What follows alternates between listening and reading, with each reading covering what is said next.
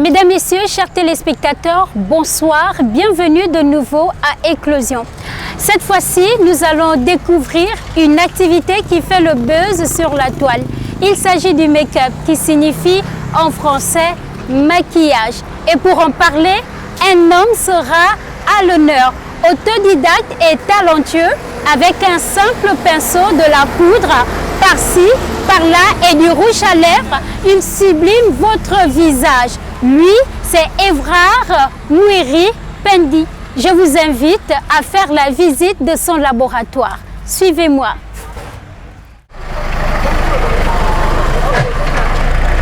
Bonjour Évrard, le gel.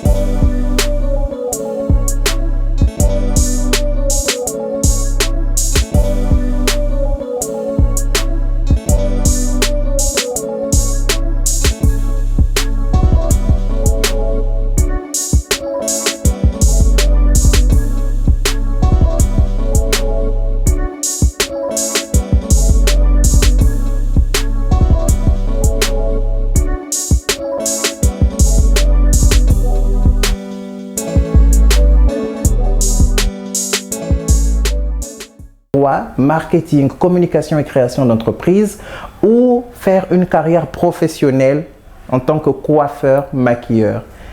J'ai décidé de faire carrière dans la coiffure et le maquillage.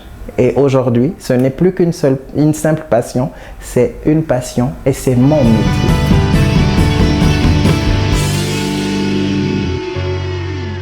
Notre modèle du jour s'appelle Guylaine et je lui ferai un make-up glamour.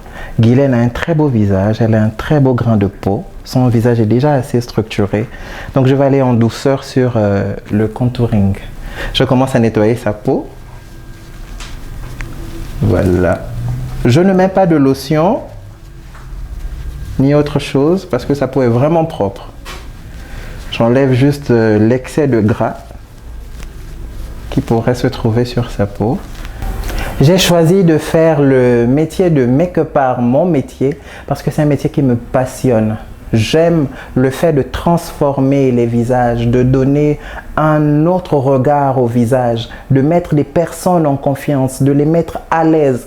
Je ne viens pas dénaturer ce qui est là, non, mais je viens sublimer ce qui est là, je viens mettre en lumière ce qui est là. Et pour moi, il n'y a rien de meilleur que de participer au bonheur de quelqu'un. Et dans mon métier, je vis cela au quotidien et c'est juste génial. Pour mon travail au quotidien, j'utilise des produits de bonne qualité parce que pour moi, la santé de la peau de mes clientes est très importante. Les pires souvenirs dans ce métier, c'était au tout début. J'ai travaillé avec des personnes avec qui malheureusement ça ne s'était pas bien passé. On a dû se séparer, pas dans les meilleures conditions, mais bon, il fallait que chacun suive son chemin. C'était regrettable et je me suis dit que ça devait entacher, mais au contraire, ça m'a permis d'aller plus loin parce que c'était une expérience qui m'a servi pour aujourd'hui.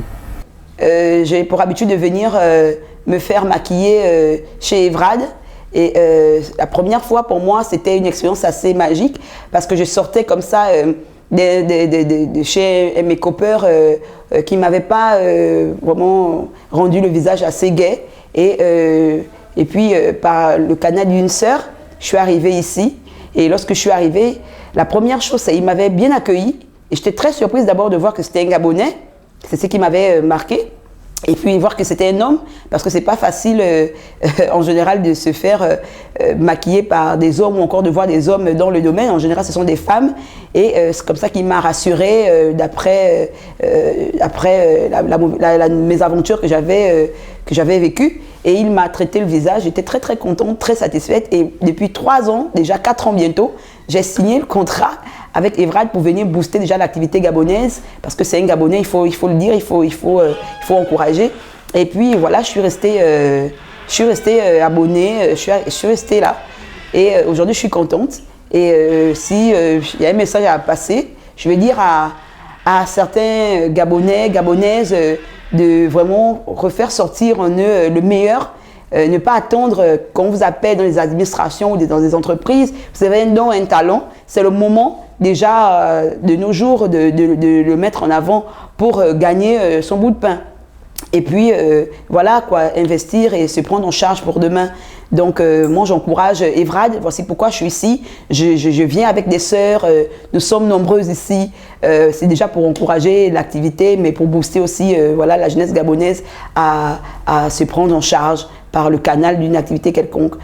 Au début, ce n'était pas facile pour toute ma famille d'accepter que je puisse devenir maquilleur parce que j'avais un brillant parcours. Je pouvais devenir un grand commercial, je pouvais devenir un grand juriste. Pour certains, ils m'encourageaient à poursuivre dans une carrière professionnelle et estudiantine, mais moi, j'ai préféré aller dans le métier des mains. Et c'était difficile, c'était un combat. Voilà. Il y avait des conditions qui étaient là. Je devais avancer dans le parcours scolaire et ensuite je gagnais ma liberté, chose que j'ai fait. J'ai obtenu ma liberté et aujourd'hui j'ai le respect et le soutien de toute ma famille. Le regard de mes condisciples de classe était un peu drôle parce qu'ils se doutaient bien que j'avais une double vie, mais ils ne savaient pas ce que j'étais en réalité. Et après Coiffeur Kitoko, je me suis donc dévoilée et certains étaient surpris et d'autres étaient, on se doutait bien qu'il y avait quelque chose. Il y avait du respect dans les yeux de certaines personnes et pour d'autres personnes, il y avait du mépris, tu ne sais pas ce que tu es en train de perdre. C'est tu peux faire mieux que ça, c'est pas pour toi et en plus, c'est pas un métier réservé aux hommes. On m'a fait clairement comprendre que ce métier n'était pas un métier réservé aux hommes.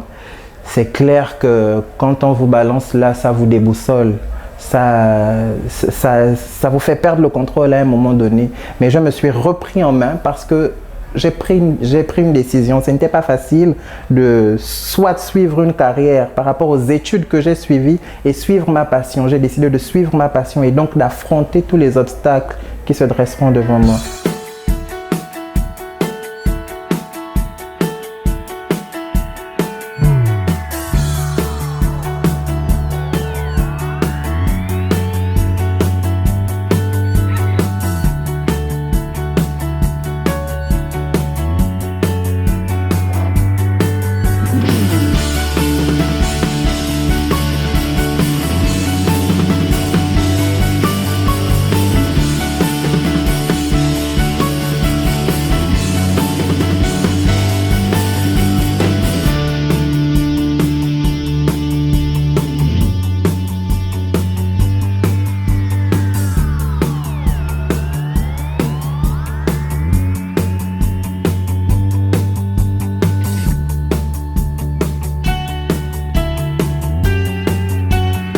Le métier de maquilleur professionnel est un métier qui rapporte.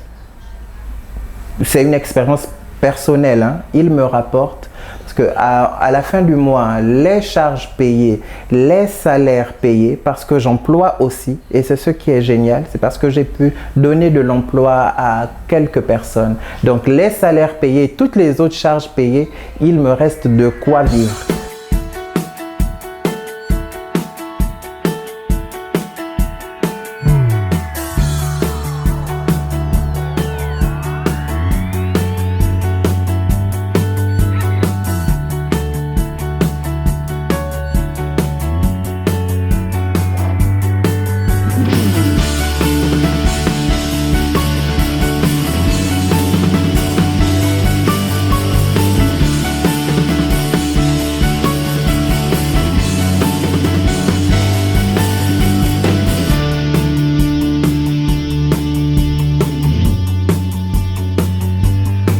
Je reçois des clients de différentes classes sociales et de différentes teintes. C'est ce qui est génial parce que tous les jours, on se renouvelle.